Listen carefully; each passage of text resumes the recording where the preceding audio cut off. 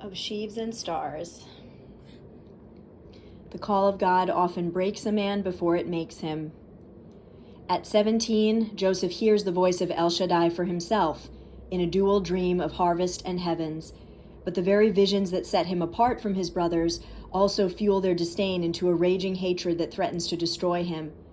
Amid the ruins of his life in Egyptian slavery, the young dreamer's strength is tested by daily darkness that obscures the stars he was promised. Nevertheless, Joseph is stunned to recognize the unfailing grip of the Most High God, drawing him into a relationship as personal as it is powerful, a covenant of the heart that will change the nations of Egypt and Israel forever. Join one of the most famous biblical heroes in the heart-wrenching middle of his story and witness how God's presence carried him through, bearing faithful fruit that prepared him not only for more testing, but for glory.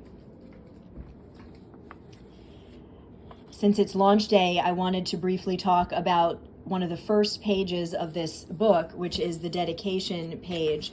And I wanted to share why I've started signing these books for anyone that I've just started with signing my copy, but for anyone that brings me their book, I'd be happy to sign it. But why I chose to sign it this way, Psalm 126, 5-6, talks about those who sow in tears will reap in joy. He who goes out weeping, bearing his seed for sowing, will come back with joy, bearing his sheaves with him.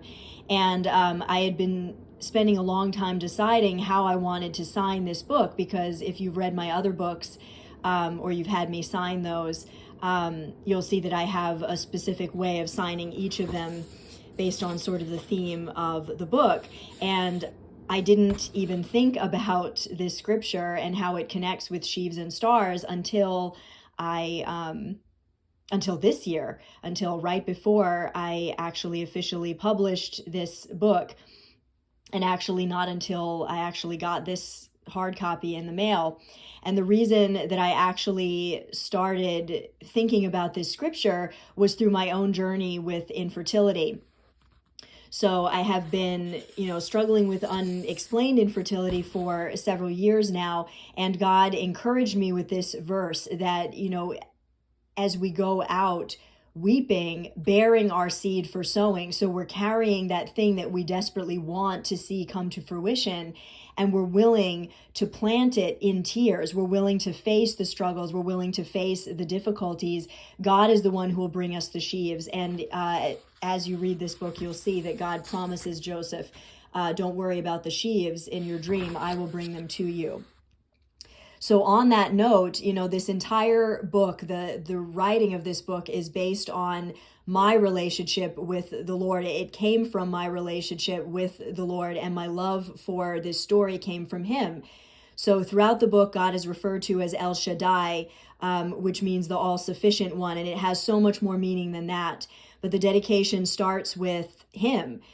Because he literally captured my heart, and then he planted this story in my heart. I cannot remember a time when the story of Joseph was not a part of my life, and it was like God gave it to me as a gift, and it became a means through which God would it was always in the background of my head and my heart, and God would just use it to teach me whenever I needed courage, whenever I needed a lesson. He would always pull it out, and it was one of those things that you could always use, and it would always encourage me. Even if I was closed off to many other ideas, this story would always encourage me, and I never got tired of studying it until finally I had to write about it. The second part, to the innocent prisoners, God has not left you alone, that is something I decided to add once I had studied Joseph in prison, and really I began to believe as I wrote this novel that Joseph had to come to a place of surrender in prison before he knew what was going to happen in the future. Otherwise, what we see of him later, would not have been there. It would have been bitterness and resentment and stuff, because, circumstances changing for the better don't change the bitterness that's in your heart. Joseph clearly shows in scripture that he was a man that allowed his chains to drive him closer to God. And I just have such a heart for people that are wrongly imprisoned and in trouble. I want them to know that God has not left them. And finally, last but not least, I just want to thank God and thank everyone who has prayed me through this lifelong journey, because it really has been a lifelong journey. I've been, dreaming and working on this for so many years. And there are so many people, my parents, my brother, my friends, my grandmother, people that read this manuscript when it was scribbled on pieces of notebook paper with a pencil and a pen, when I was just learning how to write, and everyone that encouraged me and knew how special this was, and who read every iteration of it and was just on board to see it come to fruition. I'm so thankful and so awestruck that people have stuck with me and with this dream that long. It's been since I was a child, and now I'm 32 years old. So I just want to encourage everyone, as you read this, just remember this verse. Remember Psalm 126, 5-6, that, whatever sheaves and stars God has promised you, of course they're out of your reach. Of course they're not possible apart from him. Let him bring them to you. Let him decide the timing. You just do as Joseph did and seek him, because he is the treasure greater than the dreams you are seeking.